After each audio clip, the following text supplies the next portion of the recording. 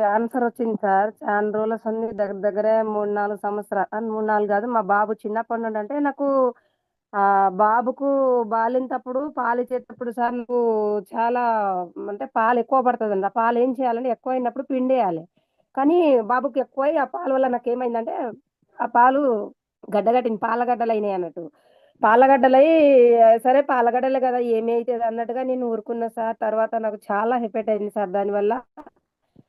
నేను ఏం చేయాలనేది నాకు అర్థం గాక ఇప్పుడు మా బాబుకు 20 ఇయర్స్ ఉంటది సార్. నాకు చాలా ఎఫెక్ట్ అయింది. నేను హాస్పిటల్ ఎళ్ళాను. హాస్పిటల్ ఎళ్ళినంక నాకు డాక్టర్ దగ్గర చూపిస్తే, "ఇది క్యాన్సర్ లాగా మారినాయమ్మా. ఇది ఖచ్చితంగా సర్జరీ జేపియాలె" అన్నారు. అన్నప్పుడు నేను ఏం చేయాలో నాకు అర్థం గాని పరిస్థితి సార్. ఇటు చూస్తే మాది పేద ఫ్యామిలీ సార్. మాకంటే ఎలాంటి ఆదాయం లేని ఒక పరిస్థితి సార్. ఆ సమయంలో నేను చాలా బాధపడేదాన్ని, కృంగిపోయేదాన్ని. ఏం చేయాలో అర్థం గాని పరిస్థితిలో చాలా బాధపడేదాన్ని. అంతనిగా నేను ఈ ఎస్టేజ్ కంపెనీ అనేది ఆడ ఒక విజయ మేడం అనేది పరిచయమైంది. సరే ఎస్టేజ్ కంపెనీది ఇది వాడండి. మీకు బాగయితది. చాలా మీరు హ్యాపీగా ఉండగలుగుతారంటే, సర్లే అని జెప్పేసి నేను అంటే ఫస్ట్‌లో నేను ఇది ఆయుర్వేద మందులు వాడినా, ఇంగ్లీష్ మందులు వాడినా, డాక్టర్ దగ్గర వెళ్ళినా అన్నీ ఆశ వదిలేసుకున్నా ఇగ. సర్లే ఇది గూడా ట్రై చేద్దాం అన్నట్టుగా చేసిన. దానివల్ల గూడా నాకేం ప్రయోజనం లేదు సార్.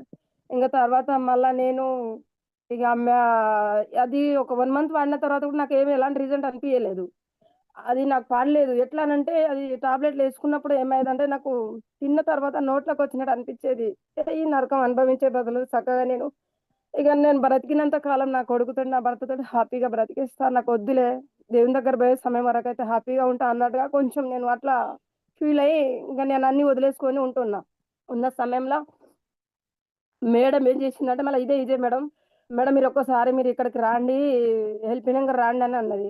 అంటే ఎందుకు మేడం అంటే, మీకు ఒక సార్‌ని పరిచయం చేపిస్తాను. ఆ సార్ వల్ల నీకు చాలా మేలయితది. నువ్వేం బాధపడకు నువ్వు రా అనంటే, సర్లే అని చెప్పేసి వచ్చిన. నాకు ఇట్లా అంటే ఈ ప్రొడక్ట్స్ గురించి నాకేం ఎక్కువ చెప్పలేదు. చెప్పలేదుగా నేను ఆడికెళ్ళిన తర్వాత సర్లే అని జెప్పేసి నేను ఆడికి పోయిన తర్వాత సార్ వాళ్ళు ఇట్లా ఇది వాడితే బాగుంటది. మీరు వాడుకోండి మేడం అన్నారు. మళ్ళా దానివల్ల బిజినెస్ పరంగా కూడా చెప్పారు. కానీ నేననుకునింది ఒకటైతే వీళ్ళు బిజినెస్ చెప్తుండ్రేందన్నట్టుగా అంటే నా ప్రాబ్లమ్ ఏం చెప్పలేదన్నట్టు వాళ్ళకు. సర్లే అనుకోని నేను అప్పటికప్పుడే ఐడీ చేపించుకొని ఇగ నేను ప్యాకెట్లు తెచ్చుకున్నా. తెచ్చుకున్న తర్వాత నాకేమైందనంటే కొద్ది రోజులు ఇవన్నీ వాడినా కదా! ఏం తక్కువ కాలేదు. వేలు పెట్టుకున్నా తక్కువ కాలేదు. దీనివల్ల ఏం తక్కువయితదన్నట్టుగా కొంచెం నేను నిరాక్ష పడ్డా. నిరాక్ష పడ్డ తర్వాత మళ్ళా ఏమైందనంటే, సర్లే ఇది కూడా ట్రై చేద్దాం అనేది ఇగ నేను ట్రై చేయడం స్టార్ట్ చేసిన సార్. నాకు 10 డేస్ వరకు అంటే 5 డేస్ వరకే నాకు ఎట్లా అనంటే అది క్యాన్సర్ ఉన్నోళ్ళకే ఆ బాధ అనేది అర్థమైతది సార్. చాలా అంటే చాలా బాధపడ్డాను నేను. ఇగ అక్కడి నుంచి ఇగ నేను వాడడం స్టార్ట్ జేసినాను. 5 డేస్ వరకు నాకు చాలా కొంచెం రిలీఫ్ అయినట్టు అనిపిచ్చింది. ఎట్లనంటే ఇట్లా బాగా సలిపేది దానివల్ల చాలా ప్రాబ్లమ్ అయ్యేది.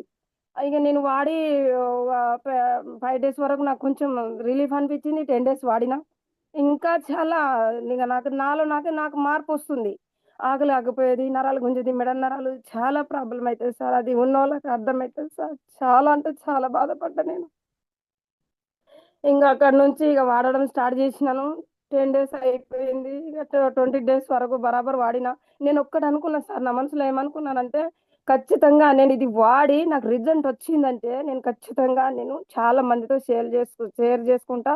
ఇది మాత్రం ఫస్ట్ నాకు రిజల్ట్ రావాలా అన్నట్టుగా నేను వాడినా సార్. ఇప్పుడు 2 మంత్స్ అయితాంది సార్ నేను వాడబట్టి. కానీ నాకు చాలా హ్యాపీగుంది. నేను